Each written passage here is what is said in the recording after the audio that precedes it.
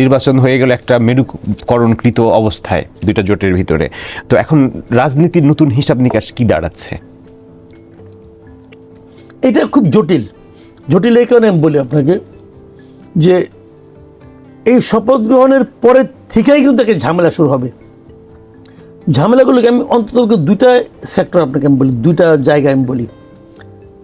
জনাব শপথ গ্রহণ নিলেন, সংসদ কার্যকর হয়ে গেল, প্রথমেই প্রশ্ন উঠবে সংসদীয় কমিটিগুলি গঠন করার জন্য।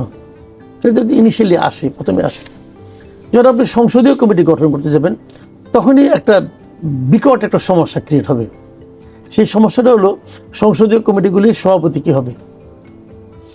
জুলাই সনদ যেটা বানানো হয়েছে সেখানে বলা হয়েছে সংসদীয় কমিটির সভাপতি হবে বিরোধী দল থেকে একজন হবে।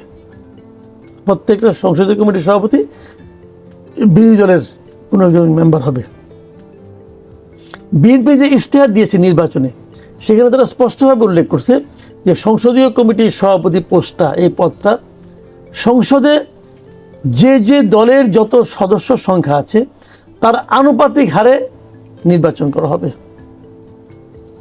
তাহলে 30-70 হয়ে যাচ্ছে। 30-70 হয়ে যাচ্ছে, মানে 35% ধরেন, অন্য অন্যগুলি খুচরা সহধরি 35% সংসদীয় কমিটির সভাপতি বিরোধী দল থেকে আসবে। বিরোধী দল থেকে আসবে। আবার কোনটাই 35% মানে কোন মিনিস্ট্রি এটাও কিন্তু ক্লিয়ার না। ওইটা হয়তো ওনারা ঠিক করবেন।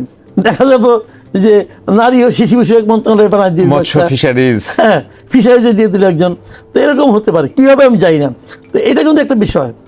আগেটা তো খুব সিম্পল ছিল, এটা নিয়ে একটা বিরোধ হবে। বিরোধটা এরকমভাবে যে জুলাই সনদের সিগনেচার করার পরেই তো ওনাদের ইশতেহার ঘোষণা করছেন, পরে করছেন না, ওখানে তো সিগনেচার করে আসছেন। কিন্তু জুলাই সনদে তো তারা অনেক নোট অফ ডিসেন্টও দিয়েছিলেন। এই ক্ষেত্রে তো নোট অফ ডিসেন্ট দেয় নাই। মূল সনদ যেটা সেখানে নোট অফ অনেক নোট অফ ডিসেন্ট আছে, কারণ ওইগুলি নিয়ে তো আবার ভোট হয়েছে, গণভোট হয়েছে।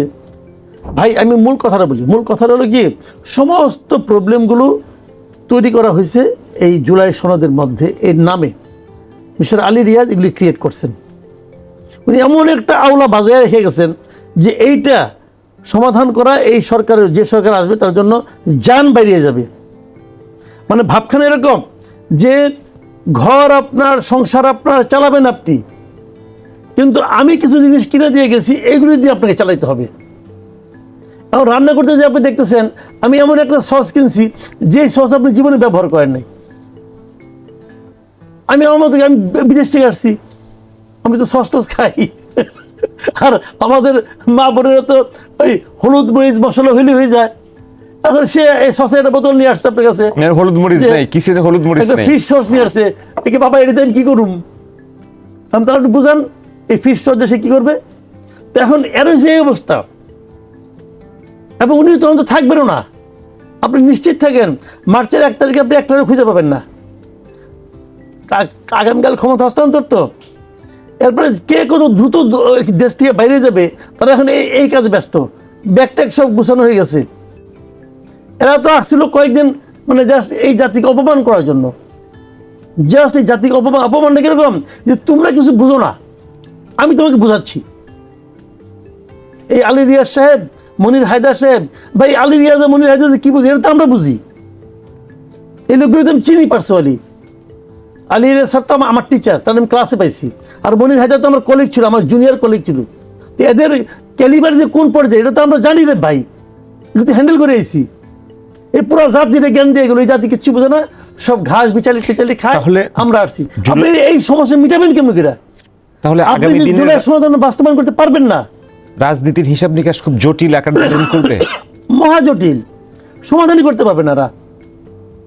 তাহলে সংসদের ভিতরে এবং বাইরে বলেন, যেদিন তারা এই সংস্কার শুরু করছে তারও 2.5 বছর আগে বিএনপি তার জোটদের নিয়ে 31 দফা দিচ্ছে একটা।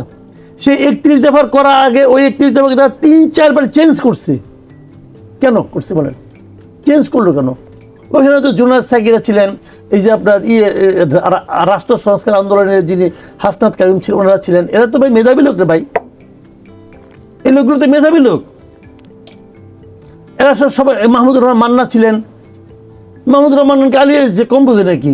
আলী রিয়াজ তো মাহমুদুর রহমান মান্না যে ডাকসুতে ছিল সেই ডাকসুর সাহিত্য সম্পাদক ছিল, আর মাহমুদুর রহমান মান্না ছিল ভিপি। এই তো সেই লোক তো ভাই। তো এরা কে দিচ্ছে কম বুঝে, এরা সবাই মিলে একটা বানাইছে, আর উনি ওটা বাদ, আমি এটা করুম। এই মিশন সাকসেসফুল হবে না এই দেশে। সাকসেসফুল না হলেও জটিলতা ক্রিয়েট করে যাচ্ছে কিনা? অবশ্যই ক্রিয়েট সেটা করবে। সংসদের ভিতরের রাজনীতির মেরুকরণ কি দাঁড়াচ্ছে সেটা দেখেন কি বাইরে হবে, আমি বলি দেখেন কি হবে, যখন বিএনপি বলবে যে এটা বাস্তবায়নযোগ্য নয়, বিএনপি বলবে যে আপনার উচ্চ কক্ষ এইভাবে বাস্তবায়নযোগ্য নয়, আমরা এইভাবে করব, জাস্ট তখন যেন কি হবে, এই জামাতে ইসলামী আর এনসিপি রাস্তায় নামবে। যে জুলাই সনদকে উপেক্ষা করতেছে বিএনপি। জুলাই সনদ হলো জুলাইয়ের চেতনা। আরে ভাই, জুলাই সনদ তো জুলাইয়ের চেতনা কিনা, এটা নিয়ে আগে প্রশ্ন সমাধান করেন, আগে এই প্রশ্নের সমাধান করেন। জুলাইয়ের চেতনাটা কি ছিল? জুলাই সনদ বাস্তবায়ন এটা ছিল। জুলাইয়ের কি আসলে কোনো চেতনা ছিল? জুলাইয়ের চেতনা সব আপনি বলছিলেন কাউকে যে আপনি ওই যে জুলাই আন্দোলন সফল হয়, যদি শেখ হাসিনা চলে যায় তাহলে আমরা ওপেন গভর্নমেন্ট পার্টনারশিপে যাব, বলছিলেন আপনি? জুলাই ঘোষণা এসেছে তো আপনার অভ্যুত্থান হওয়ার 1 বছর পরে। আমি সেটাই বলছি, তখন কি কেউ বলছিল জুলাই সনদের 84 নম্বর এইটা পার্টটা কি, আমরা ওপেন গভর্নমেন্ট পার্টনারশিপের সঙ্গে যুক্ত হব? এটা কি রে ভাই? বাংলাদেশে কয়জন লোক বুঝে যে ওপেন গভর্নমেন্ট পার্টনারশিপটা কি? এবং এটা যদি বুঝতো তাহলে ইসলামী দলগুলো এতে রাজি হইতো। আমি ইসলামী দলগুলোকে অনুরোধ করব, আপনি একবার যান, যে আপনি ইন্টারনেটে পাবেন যে ওপেন গভর্নমেন্ট পার্টনারশিপ জিনিসটাকে একটু বোঝার চেষ্টা করেন। এটা কিন্তু সনদের অংশ হইতে পারে। আলী আশরাফ করছে কারণ উনি এটা পছন্দ করেন, উনি এটা পছন্দ করেন। আপনি কি বলবেন এগুলো? মানে উদ্ভট। এই যে হা ভোট যেটা বানাইছে, হা ভোট তো এখানে ভোট বেশি দেখানো হয়েছে ভাই, এটা বলে লাভ নাই, এটা প্রমাণ করার অনেক পদ্ধতি বেশি আছে। দেখানো হলো তাও 91 সালে তো 84% পেয়েছিল। ওটা তো ফালতু ছিল। কোনটা? 91 সালে 91 সালে হাতে ভোট পড়ছিল কত? 35% ভোট পড়লেও হাতে পড়েছিল 84%। হোক, আউট অফ 35 84%। তো এখানে আউট অফ 60 তো ভোটই পড়ে নাই। কি বলেন? 60% ভোট পড়ে নাই তো। কারণ এরা যে ভুলটা করছে সেটা হলো দুপুর 12টার সময় একটা ভুলের হিসাব দিচ্ছে, ভোটের হিসাব দিচ্ছে। দুপুর 12টা এবং দুপুর 2টার হিসাবটা দেওয়াতেই তারা ভুলটা কেটে ফেলেছে। কারণ 12টার পরে থেকে যে বাকি ভোট দেখাইতে হয় আর হিসাব দিতে পারবেন না। তখন দেখাতে হবে যে প্রতি 1 মিনিটে একটা করে ভোট পড়ছে, 1.5 মিনিটে। প্রতি 1.5 মিনিটে একটা ভোট পাওয়া সম্ভব না, প্র্যাকটিক্যালি হিউম্যানলি ইম্পসিবল। তাহলে যে রাজনৈতিক সংকটে আমরা পড়েছিলাম সেই রাজনৈতিক সংকট থেকে মুক্তি কি আমাদের মিলছে না সহজে? এটাই মনে করি না, এটাই মনে করি না।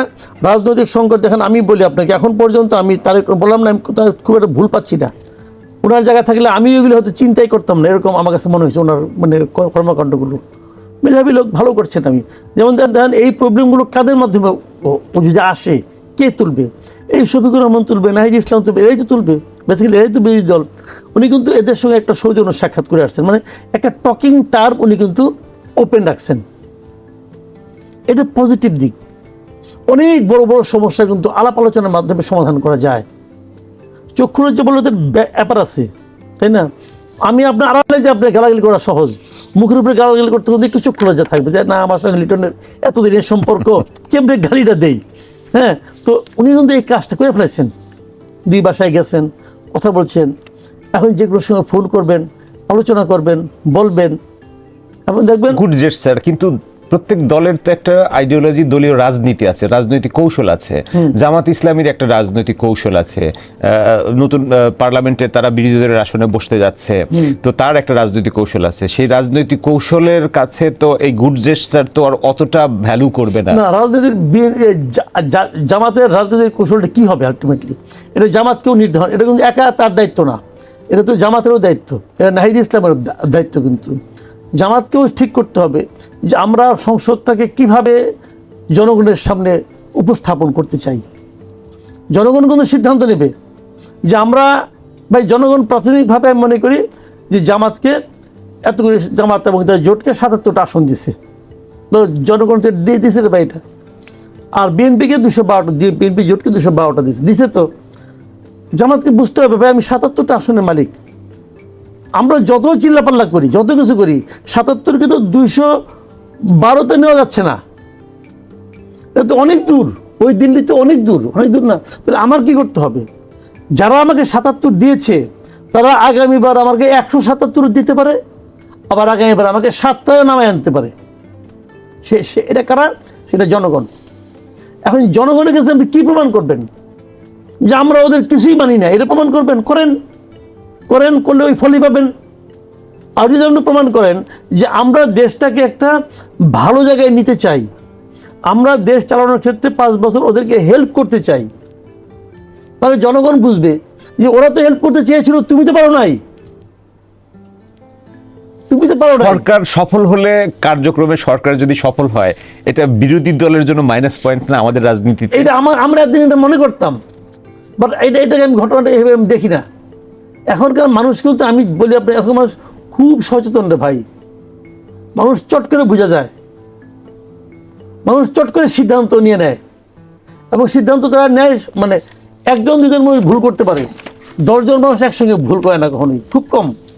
আমরা রাজনীতি নিয়ে কথা বলছিলাম, রাজনীতির হিসাব নিকাশ নিয়ে কথা বলছিলাম। এই নির্বাচনে জাতীয় পার্টি অংশগ্রহণ করেছিল এবং জাতীয় পার্টি গত 1.5 বছর কোথাও ছিল না। সরকারের কোনো আলোচনায়ও তাকে ডাকেনি, নির্বাচন কমিশনের আলোচনায়ও ডাকেনি, এমনকি জাতীয় পার্টিকে নিষিদ্ধ করার দাবিতে আন্দোলন, সমাবেশ, মিছিল সমাবেশ হয়েছে। শেষ পর্যন্ত তারা নির্বাচনে অংশ নিয়েছিল, কিন্তু নির্বাচনে তাদের যে এমন ফলাফল হবে এটা হয়তো তারা চিন্তা করতে পেরেছে, বাট পাবলিকের, জনগণের কাছে এক ধরনের বিষয় মনে হতে পারে যে জাতীয় পার্টি আগের নির্বাচনগুলোতে আপনার অলওয়েজ 3rd পজিশনে থাকতো, এই নির্বাচনে তাদের ভোট 1%-এরও কম হয়েছে এবং আসন পেয়েছে 0। এটা শোনেন, এনে কত বিষয় আছে। জাতীয় পার্টি নির্বাচন করতে পারছে, কিন্তু জাতীয় পার্টি কোনো প্রচারই করতে পারে না, জাতীয় পার্টি মাঠেই নামতে পারে নাই। জিএম কাদের সাহেব তো নিজেই ভোট দেয় নাই, জিএম কাদের সাহেব নিজেই তো ভোট দিতে পারে নাই। কেন পারে নাই এই কথাটা বলেন। আমি একটা উদাহরণ দিয়ে বলি, রুমিন ফারহান যেখান থেকে পাস করছে, ওখানে জাতীয় পার্টি একটা ক্যান্ডিডেট ছিল জিয়াউল হক মৃধা। উনি এখানে এর আগে একাধিকবার এমপি ছিলেন, এবং উনি এই হাসিনার আমলেও উনি ইলেকশন করছেন, কিন্তু উনি কিন্তু তখন জাতীয় পার্টি ক্যান্ডিডেট ছিলেন না, স্বতন্ত্র ইলেকশন করছেন। স্বতন্ত্র ইলেকশন করলে উনি সেকেন্ড হন, কিন্তু এরকম ওনার এলাকায় প্রভাব প্রতিপত্তি। এবার ভোট পাই দেখলাম 196টা। কারণটা কি? কারণ হলো এরা মাঠেই নামতে পারে নাই, এদের মাঠেই নামতে দেওয়া হয় নাই, মব টব ইত্যাদি কইরা। তো রংপুরকে বলা হয় জাতীয় পার্টির দুর্গ। ওখানে যদি লোক মাঠেই নামতে না পারে, তাকে লোক, ভোটাররা কি চায় ভাই? ভোটারও তো চায় যে আপনি আমার কাছে ভোট চাবেন, তাই না? ওই জিনিস তখন হয় নাই, কোথাও হয় নাই। তাহলে এরকম পরিবেশে যদি আওয়ামী লীগকে নির্বাচনের সুযোগ দেওয়া হতো, আওয়ামী লীগের প্রার্থী দিত, তাহলে আওয়ামী লীগও কি এরকম পরিণতি বরণ করতো? যদি মাঠে না নামতে পারতো, এরকম না হলেও খারাপ ফল করতো। মানুষ ভাই প্রার্থীকে চায়, মাঠে চায়, মানুষ দুর্বলকে পছন্দ করে না। আর জাতীয় পার্টিতে এমনি চারিত্রিক সমস্যাও আছে, ওরা তো নিজের পায়ে দাঁড়াতে চায় না। লতানো গাছ আর কয়দিন, আপনার লতানো গাছকে যদি আপনি একা ছেড়ে দেন তো আরও সমস্যা পড়ে যায়। ও তো লতায় নিজের পায়ে দাঁড়ানোই ভুলে গেছে। তো আগামী দিনের রাজনীতিতে এই জাতীয় পার্টি, আওয়ামী লীগ, যে রাজনৈতিক সমীকরণ বা হিসাব নিকাশের কথা আমরা আলোচনা করছি, সেখানে কি তাদের কোনো ভূমিকায় আসার সুযোগ সৃষ্টি হতে পারে? বা শুনেন, এটা সময় লাগবে ভাই, সময় লাগবে। কেন ভাই? তাদের অপকল্প তো ছিল রে ভাই, ছিল না? একটা অনেক অপকল্প ছিল, অর্থ এগুলি জবাব দিয়ে। অনেকে বলে যে কি একটা তওবা কমিশন করবে না, কি করবে, এটসেট্রা এটসেট্রা, হ্যাঁ, তার ক্ষমা চাবে, ঠিক আছে, এগুলি একটা আনুষ্ঠানিকতা। কিন্তু 17 বছরের যে ক্ষত, এটা কিন্তু দ্রুত মিটবে না, দ্রুত মেলাবে না।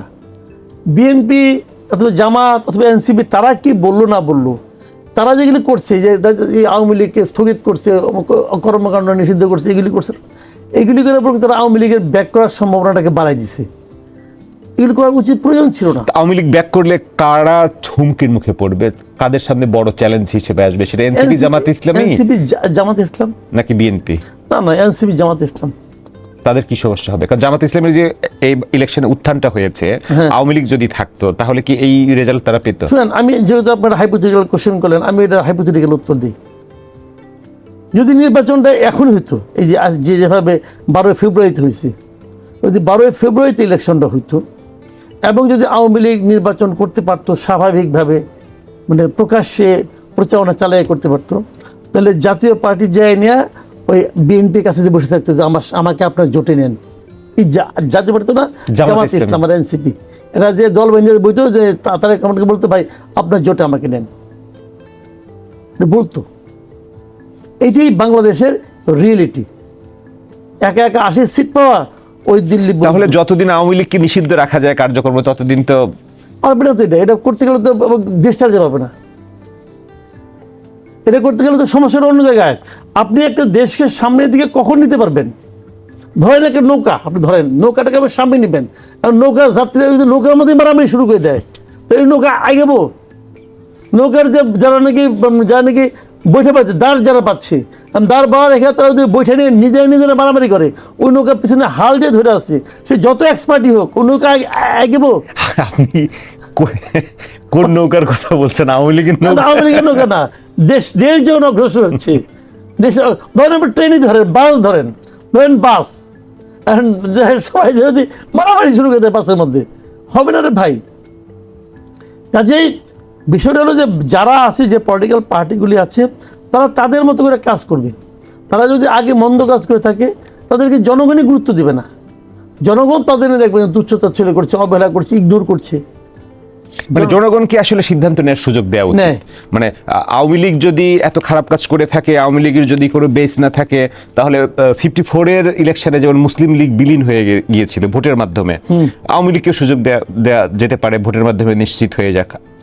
হয় না কেন? এটা কয় না কেন? এই যে আমি তো চাইছিলাম যে এই ইলেকশনটা যদি 2024 ডিসেম্বরে হইতো, আওয়ামী লীগ মাঠে থাকতো, আওয়ামী লীগ 10 আসন পাইতো 10টা আসন। আমার তো মনে হয় না আওয়ামী লীগে ফিরাইতো। জানেন আপনি, যে লোকগুলি বাইরে গেছে ওদেরকে দেশে আসতেই দিত না আওয়ামী লীগের লোকেরা। এখন যখন ওদেরকে আপনারা মারামারি যখন করতেছেন, নিষিদ্ধ করতেছেন, স্থগিত করতেছেন, তখন তো এই দুর্বলের প্রতি মানুষের একটা সিম্পেথি সবসময় থাকে। মানুষ ভাবে হারে ওই যে মাছটা ছুটে যায়, যে মাছটা আপনি ধরতে পারলেন না, ওই মাছটা কিন্তু বড় মাছ ছিল। কারণ আওয়ামী লীগ ইলেকশন করতে পারে নাই। এখন লোকে বলতেছে আওয়ামী লীগ থাকলে না জানে কি হইতো। তো এই জিনিসটাই। আর এদিকে হয়েছে কি, গত 1 বছরে, 1.5 বছর তো ধরলাম 6 মাস, আর আরও যদি 1 বছর ধরি আমি, এই ইউনূস সরকার দেশটাকে এত খারাপ চালাইছে যে তার প্রত্যেকটা খারাপ পদক্ষেপ যে আওয়ামী লীগের পক্ষে গেছে। ওরা হলে এটা ভালো করতো, ওরা করতে পারতো, কেউ ফান করে বলতো আগেই ভালো ছিলাম। এই বলে কোনো সুযোগ পাইতো? যদি আগে আওয়ামী লীগে থাকে দিত, সুযোগই ছিল না। তো এইগুলো ভুল করছে। তাহলে আগামী দিনের রাজনীতির হাল চাল চিত্র বা হিসাব নিকাশ খুব জটিল মনে হচ্ছে। রাজনীতি সবসময় জটিল, রাজনীতি সবসময় কুৎসিত, এটাও ঠিক। হ্যাঁ, কিন্তু কোশ্চেনটা হলো কি, সেই জটিলটাকে আপনি কতটা দক্ষতার সঙ্গে পরিচালনা করবেন। আপনার দক্ষতা, আপনার দেশপ্রেম সেই জটিলতাকে কমাই দেবে। এবং সেই দক্ষতা, আমি কিন্তু আশাবাদী, আমি মনে করি, আমি তারেক রহমানের উপরে এখন পর্যন্ত আশাবাদী যে উনি পারবেন, ওনার দক্ষতা আছে, এবং উনি দীর্ঘদিন এই দেশটা নিয়ে ভাবছেন বলে আমার মনে হয়। মানে উনি ইংল্যান্ডে থাকলেও স্টাডি করেছেন, উনি বলেছেন দেশটা নিয়ে উনি ভাবছেন, দেশটার কি করা যায় না করা যায়, ওনার চিন্তার মধ্যে দেশটা আছে। এবং এটা নিয়ে উনি হয়তো ওনার মধ্যে কিছু সীমাবদ্ধ থাকতে পারে, হয়তো ওনাকে কেউ বিভ্রান্তও করতে পারে, করবে। এটা আপনার আশেপাশে যারা থাকবে, এটা সবসময় তারা বিভ্রান্ত করবে। মানে আমি ওনাকে রিকোয়েস্ট করব যে আপনি যেহেতু একবার বললেন সিঙ্গাপুরের কথা, লি কুয়ানের কথা, ভাই এগুলি তো আমাদের এখানে এক্সাম্পল আছে, এক্সাম্পল তো আর মানে আবিষ্কার করা দরকার নেই। ওই এক্সাম্পলগুলো দেখেন, নিজের মতো করে প্রয়োগ করেন। আমি ওনার মতো করে প্রয়োগ করতে বলছি না, আপনি আপনার মতো করে প্রয়োগ করেন, বাট ওই এক্সাম্পলগুলো দেখেন। প্রেস ফ্রিডম যদি ফুললি গ্যারান্টেড থাকে, যে প্রেসের মতো চলতে দিবে প্রেস ফ্রিডম, তাহলে সেটা তার সরকারের জন্য ইতিবাচক হবে নাকি নেতিবাচক হবে? ইতিবাচক হবে, একদম ইতিবাচক হবে। প্রেস ফ্রিডমের সরকার পড়ে জানা,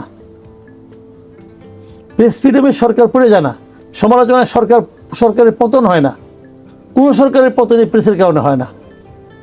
শেখ হাসিনা সরকারের পতন কি প্রেসের কারণে হয়েছে নাকি? শেখ হাসিনা সরকারের সময় তো প্রেস অনেক নিয়ন্ত্রণের মধ্যে ছিল। তো নিয়ন্ত্রণ রেখে ওনার লাভ কি হয়েছে? না পতন থামাইতে পারছে, না পতন হয়েছে। ওনার সময় ওই পেজগুলি যেগুলো ওনার খুবই আজ্ঞাবহ ছিল, তারা তো চেষ্টা করছে, কাজ হচ্ছে কোনো। এগুলি ফোন নাথিং, এগুলো মনের শান্তি। সেক্ষেত্রে আমাদের ভাবেন ওনার সামনে যে সাহেবগুলি ছিল সারাদিন তেলের ড্রামে বসে থাকতো, হাত কতলাইতো না কিছু। এখনো যে নতুন প্রাইম মিনিস্টারের সামনে এরকম হবে না, হবে না কি বলছি আমরা, হবে, সেটাই বলছি যে হবে না, সেটা হবে। কিন্তু আমার কথা হলো উনি কতটুকু গ্রহণ করবেন সেটা হলো ইম্পর্টেন্ট। উনি কতটুকু গ্রহণ করবেন সেটা দেখে আমরা সিদ্ধান্ত নেব যে উনি কতটুকু ম্যাচিউর হয়েছেন, ওটা দেখে আমরা সিদ্ধান্ত নেব আপনি এই তেলকে কতটুকু গ্রহণ করতেছেন। মানুষ তো হিউম্যান বিং, তো যন্ত্র তো আর না, যন্ত্র মাঝে মাঝে তেল দিতে হয়। তো যাই হোক, কিছু তেল তো নিবেন, তেল গ্রহণ করছেন না ফিরিয়ে দিচ্ছেন সেটাই নির্ভর করে। কিছু নিবেন, আমি জানি কিছু নিবেন, এটা নেয়, সব মানুষ নেয়, আল্লাহ নেয় আর আমরা কি সবাই নেয়। সমালোচকরা শত্রু হবেন নাকি বন্ধু না, হবেন, কোশ্চেন হলো এটা হোক, কিন্তু উনি কতটুকু গ্রহণ করবেন, ওনার পরিমিতি বোধটা কোথায়, মানে উনি কোথায় থামেন। আমাদের তো সমস্যা একটাই, বাঙালির কিন্তু একটাই সমস্যা, তারা থামতে জানে না। উনি কোথায় থামবেন এটা দেখে আমি আপনি বুঝতে পারবো যে উনি কতটুকু পারবেন। তার সরকারের সামনে অনেক চ্যালেঞ্জ আছে, তার ভিতরে প্রথম টেস্ট বা চ্যালেঞ্জ হচ্ছে রমজান। কারণ ক্ষমতা নেয়ার 1-2 দিন পরেই রমজান শুরু হচ্ছে। রমজান শুরু হলে আমাদের দেশের বাজার অস্থিতিশীল হয়ে যায়। তবে এটা খুব একটা ঝামেলা হবে না বলে আমি মনে করি। ঝামেলা হবে না, কারণ 1 মাস তো, প্রথম মাসটা মানুষ ক্ষমা করে দিবে, প্রথম মানুষ ক্ষমা করে দিবে, বলবে যে ঠিক আছে, অসুবিধা নেই।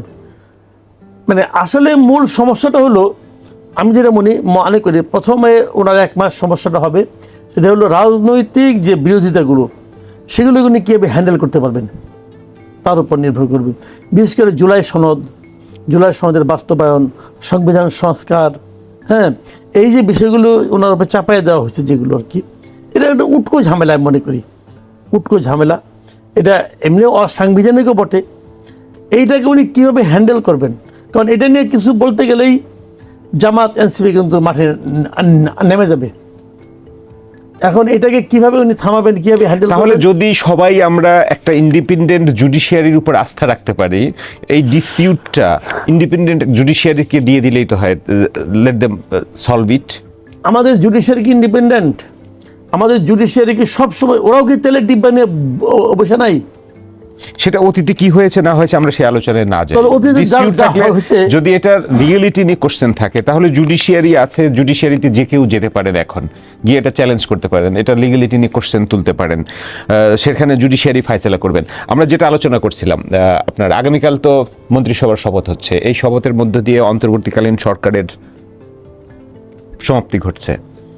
অন্তর্বর্তীকালীন সরকারের সাফল্য ব্যর্থতা যদি আলোচনা করতে যাই, তাহলে আপনি বড় সাফল্য বলে কোনগুলোকে বলবেন মেজর সাকসেস, আর ফেইলিওর হিসেবে কোনগুলোকে আপনি টানবেন? বড় সাকসেসের মধ্যে আমি মনে করি যে ব্যাংকিং সেক্টরটাকে ওনারা মোটামুটি কন্ট্রোল করতে পারছেন।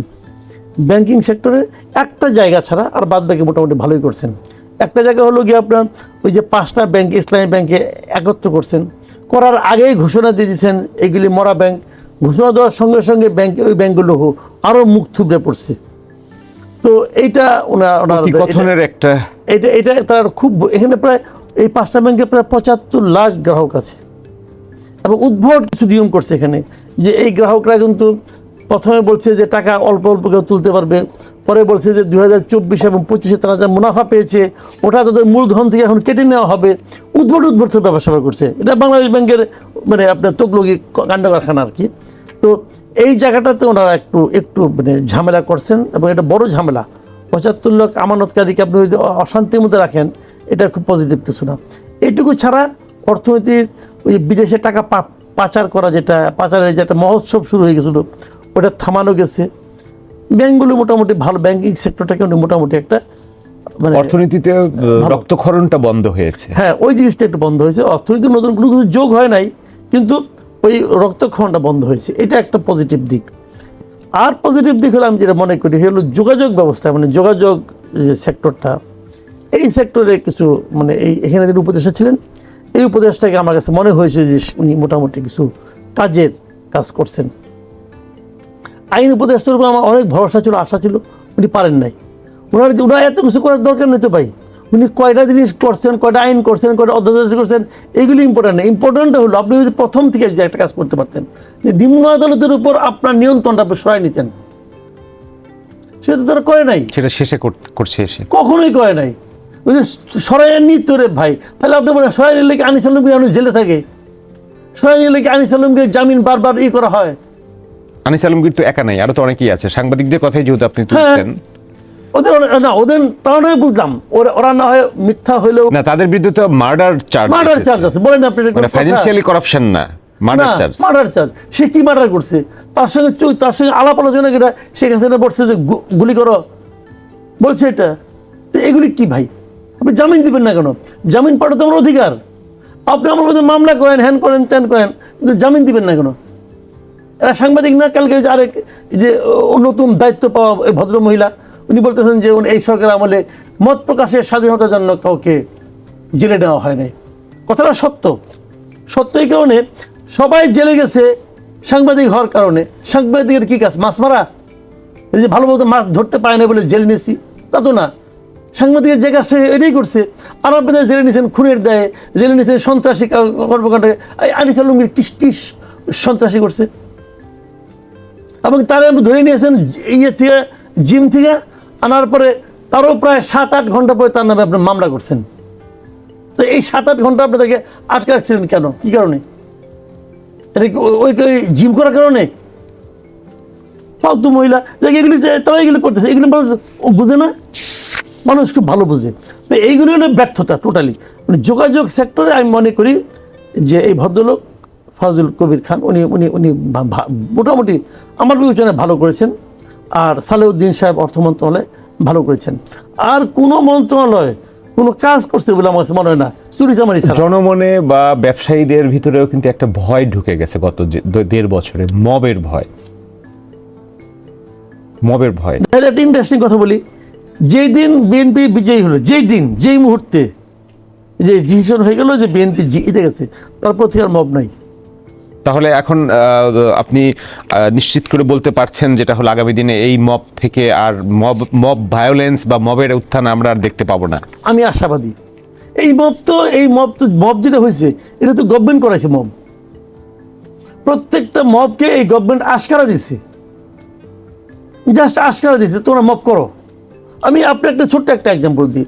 মুক্তিযোদ্ধাদের একটা অনুষ্ঠান হচ্ছিল, মুক্তিযোদ্ধাদের ভাই, সেখান থেকে আসে ওটার মধ্যে মব অ্যাটাক করলো। অ্যাটাক করার পর যারা মব করলো তাদের কিছু হলো না, যারা এখানে মিটিং করছিল, যারা শ্রোতা ছিল, তাদেরকে নিয়ে আপনি সন্ত্রাসবিধি আইনে আটকে দিলেন। তাদেরকে সন্ত্রাসী কর্মকাণ্ড করছে, অনুমতি নিয়ে একটা মিটিং করছে, এটা সন্ত্রাসী হয় কেমন করে? ঘোষণা দিয়ে মিটিং করছে, ঘরের মধ্যে মিটিং করছে, এটা সন্ত্রাসের কি হলো? ওই যে সন্ত্রাসবিরোধী আন্দোলন, তাদের বিরুদ্ধে অপরাধে আটকাছেন আপনি। আজকের কাছে কোনো অস্ত্র পাইছেন? কোনো কিছু পাইছেন? ওখানে বলতেছে যে একজন বক্তৃতা দিচ্ছে, মানে লতিফ সিদ্দিকী কি বলছে? আপনি ওই এফআইআর কপিটা পড়েন, হাসতে হাসতে মরে যাবেন আপনি। যে পুলিশ ওই এফআইআরটা লিখছে ওর তো চাকরি যাওয়া উচিত। সে বলতেছে লতিফ সিদ্দিকী এই কথা বলছে, অথচ লতিফ সিদ্দিকীর পুরো বক্তৃতা অনলাইনে পাওয়া যায়। উনি বক্তৃতার শুরু থেকে শেষ পর্যন্ত যখন মোবাইল থামের সব কিছু আছে। ও না, লতিফ সিদ্দিকী কোনো বক্তৃতা দেয় না, সরি আমি ভুল বলছি, একজন সাংবাদিক। লতিফ সিদ্দিকী কোনো বক্তৃতাই দেয় না, এখানে মাত্র যে বসছে এই পুরো বক্তৃতাটাকে লতিফ সিদ্দিকীর মুখ দিয়ে এফআইআরতে লেখাই দিয়েছে। এটার উপর ভিত্তি করে আপনি তাহলে জামিন দিবেন না, মামলা করবেন বা এটা কোন দেশে? এটা কি আইন মন্ত্রণালয়ে ব্যর্থতা না? এই আসিফ নজরুল ভাই, উনি তো একদিন আমাদের মতোই তো টকশোতে কথাবার্তা বলতেন, পত্রপত্রিকা লেখালেখি করতেন, বড় বড় কথা বলতেন, ক্ষমতায় যে উনি কি করছেন? এগুলি তো করছেন। দিন শেষে যদি আপনার এই অন্তর্বর্তীকালীন সরকারকে আপনার মার্ক দিতে বলা হয়, আপনি কত মার্ক দিবেন? 2 10-এর মধ্যে 2। 10-এর